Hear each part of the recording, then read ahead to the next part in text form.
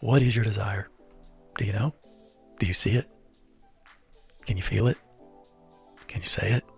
Can you bring it into the present moment? Can you see that all things are in this Christ consciousness? Or are you still living as the old Christian, the way you were taught? Say your prayers and hope. Maybe it'll be God's will. Do you know if it's coming from the intuitive part of you, the spiritual part of you, the inner higher self, the spiritual person you are? That all you need to do once you have that desire is to begin to have an intention, begin to visualize it, to have an imagination of it done, to feel gratitude for it as though it's already yours, to say it. Thank you. I'm so grateful this is completed. Thank you. I'm so grateful I've got this. So grateful this has come already. And then thanksgiving, being grateful, you then release it. Let go of it. Give it back to the divine life. Don't try to determine when. Don't try to determine where. Don't try to determine how.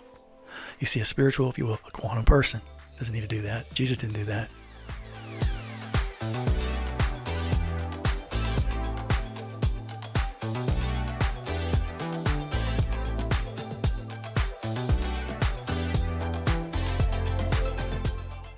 I want to talk a little bit in this video about the fact that Jesus was a quantum person. He was a quantum man. He lived a spiritual life that I think of as being a part of this unified field of energy that we're all connected to, because everything's energy. We make that very clear in our videos because of what science has found out. I also think we see it in Scripture. We see it in the life of Jesus and also in the life of Paul. Now, when I say a quantum person, what I mean by that is Jesus lived as the person he actually was. He lived as this higher spiritual being he actually was. Now, what's happened with religion is that we've taken it and turned him into something that people look at and say, well, I could never be like that. I could never live like that. Yet even Jesus himself said, listen, you will do greater things than I've done. And he wasn't just talking to the disciples. He was talking to you. He was talking to me. And I've personally experienced that. I've done things that Jesus never did. I've literally spoken to people all over the world. I've done it from my home. I've done it by traveling. I've impacted people in places that I probably will never go to. Those are greater things than Jesus. And as I've done that, it's impacted many lives.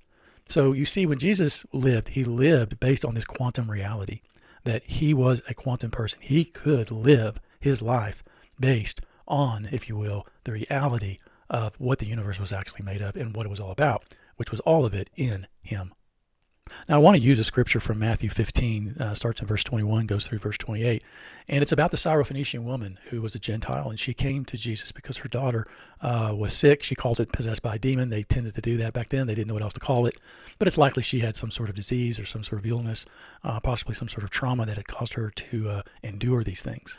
And so let's just look at it. And I want you to see the quantum aspects here, the reality of energy and the reality about Jesus manifested in this world through it. And it says in verse 21, leaving that place, Jesus withdrew to the district of Tyre and Sidon. You know, this is just north of Galilee, the northern part of Israel.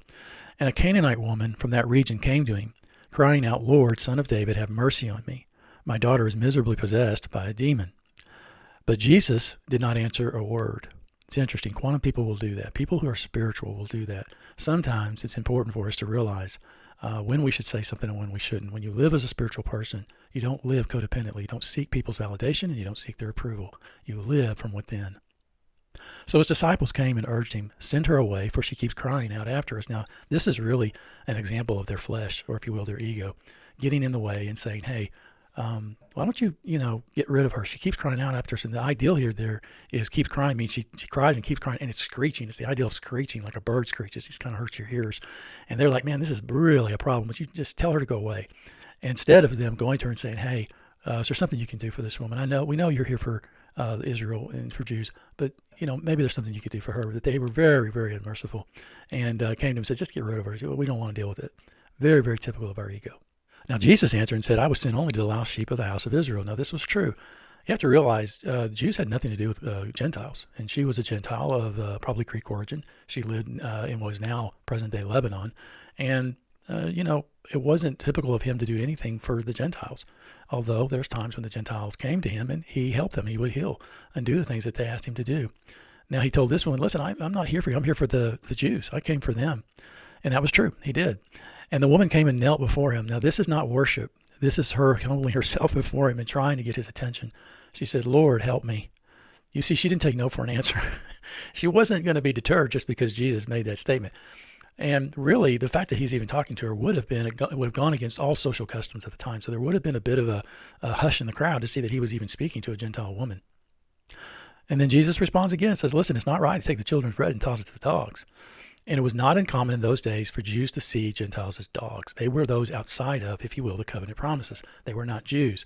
They were not holy. They did not follow the law. And dogs, and to call somebody a dog in that day, and even in the Middle East today, you don't want to call somebody a dog. It's a very, very derogatory thing to say. And Jesus used something that she would have been familiar with. And he said, listen, I can't do that and just give this to the dogs, toss it to the dogs. It was not uncommon that people would have dogs around their tables when they ate, and then they would use the scraps. The dogs would eat the scraps. They'd throw it out to them, and whatever they didn't eat. And in some ways that would be their meal. She goes, yes, Lord. She didn't argue with him. I mean, she was like, hey, yeah, I get it. I'm not arguing with you about that. You are called to Israel, to the Jews. However, even the dogs, even Gentiles, eat the crumbs that fall from the master's table. So she acknowledges who he is, and she acknowledges that she's a Gentile, and she also acknowledges what his work is.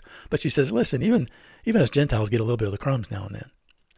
And then Jesus really responds, and he says, oh, woman, your faith is great. Your faith is great.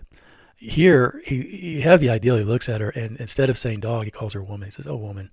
He gives her the respect due someone who comes to him based on a fixed reality. In other words, someone who sees things as already done. And Jesus answered her, your faith is great. Now, the wording here is very interesting because faith is an action word. There are three words for faith. There's a word called patho, which is the ideal of being persuaded. It's not faith and it's not trust. It's just persuasion.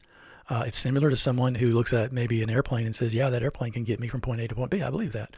I'm persuaded that that could happen. I've seen it do it. But that's not faith. This word is pistis. It's the ideal that I could actually get on the plane. I can go and do something. This is an action word. This is a verb. It is the outward, if you will, evidence of an inward reality. She was acting as though this was already done. She kept coming after him. She didn't keep coming after him because she didn't think she was going to get it. She kept coming after him because she knew she was going to get it. And she knew that if she just kept going, that she knew who Jesus was and what he was like. She heard about it. She said, I'm just going to keep going until he does it. And so who she was seen outwardly. That's why she said, Lord, help me. That idea of Lord, help me is actually as a command. She was commanding, help me. I need your help. And so Jesus says, hey, your faith is great. Your outward action based on an inward reality is amazing to me. And then he says, let it be done for you as you desire. He didn't say, yeah, I'll heal her. Oh, well, okay, let me think about it. He goes, listen, let it be done for you as you desire. And it's the ideal of desire there is as you wish, as you have seen it, as you want it to be, as you've imagined it. Let that be done. He doesn't even say, I'll heal the girl. He just says, let it be done for you as you desire. And then it says, and her daughter was healed from that very hour. And of course, to know that, she had to leave. She had to go walk away and see it. Now, Jesus didn't tell her when. He didn't tell her how. He didn't tell her the way. He just said, let it be done for you as you desire. He didn't say it's going to be this morning or tonight or tomorrow. She didn't know. And she didn't mix words with him. She knew if she had a word from him, that was good enough. And she left. Now, this is quantum living. You see how Jesus is a quantum person? He's a spiritual person. He answers, he's living intuitively from within, which allows him to say the things that he said because he's not looking for validation from anybody. He is listening to the Father. He says, whatever the Father does, that's what I do. So he only listens and acts on, if you will, this intuitive spirit within him based on what the Father is telling him, what the Father wants for him. And so he responds to it. And the woman is coming to him in many ways as a spiritual person because she sees that he is going to respond. She believes it. That's who she is. She's not going to stop till she gets what she needs. She knows her desire very clearly, which is her daughter's health, healing. And even the disciples say, get away. People, fleshly people, they're going to try and trip you up in your spiritual life. They're not going to help you. Fleshly folks, they don't live a spiritual life. And all you have to do is go and read in the second chapter of 1 Corinthians, and you'll see Paul talk about that. And she's acting as a spiritual person. The disciples who follow Jesus are acting as fleshly people, egocentric people. And Jesus is testing her here as she comes, not because he doesn't want to do it, but he wants to see, is this really real in this woman? Does this woman really understand? And not only that, but do the Jews understand what it is I'm about? So this wasn't just for her. This was for the people around her. So she says, yeah, listen, even the crumbs that fall, the dogs get a piece of that. I understand. You didn't come for the Gentiles, but I know this, that you do things for the Gentiles. And he says, listen, Your faith is great. The action you're taking is obvious. Your belief is obvious. Your persuasion is obvious because you're willing to come and do this. Therefore now, let it be done to you as you desire. And then she had to trust that his word was good. And when she did, she left. And when she got home, everything that she had desired, everything, all of it, had been accomplished. This is what we're talking about. What is your desire? Do you know? Do you see it? Can you feel it? Can you say it? Can you bring it into the present moment? Can you see that all things are in this Christ consciousness? Or are you still living as the old Christian, the way you were taught? Say your prayers and hope. Maybe it'll be God's will. Do you know if it's coming from the intuitive part of you, the spiritual part of you, the inner higher self, the spiritual person you are? That all you need to do once you have that desire is to begin to have an intention, begin to visualize it, to have an imagination of it done, to feel gratitude for it as though it's already yours, to say it. Thank you. I'm so grateful this is completed. Thank you. I'm so grateful I've got this. So grateful this has come already. And then thanksgiving, being grateful, you then release it. Let go of it. Give it back to the divine life. Don't try to determine when. Don't try to determine where. Don't try to determine how. You see, a spiritual, if you will, a quantum person doesn't need to do that. Jesus didn't do that.